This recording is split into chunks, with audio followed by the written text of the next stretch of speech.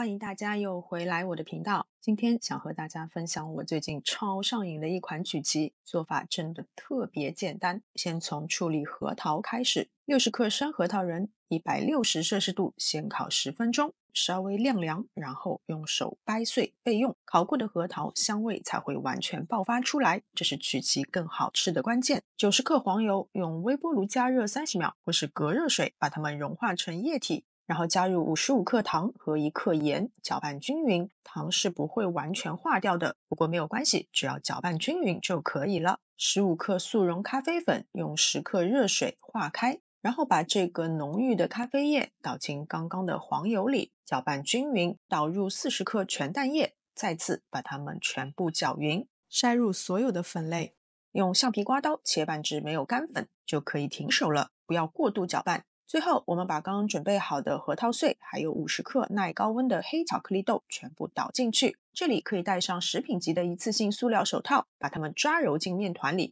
用手抓可以讓它們分布得更加均勻。拌好的麵團平均分成9份，揉圓以後稍微壓扁，要注意有一定的間隔，因為曲奇在烘烤的過程中體積會變大。送進預熱好的烤箱，180攝氏度烤18分鐘，滿屋都是咖啡、黃油和堅果的混合香氣，太治癒了。把它們移至網架上，稍微晾涼就可以享用了。外面是酥酥脆脆的，裡面的口感又非常豐富，咖啡的微苦完美的綜合了甜膩，香脆的核桃和醇厚的巧克力融合在一起，真的是一口就愛上。如果你也喜歡咖啡，如果你也喜歡這種軟曲奇，那就一定要試試看，記得回來評論區曬出你的成果哦。今天的視頻就到這邊，感謝大家的觀看，我們下次再見。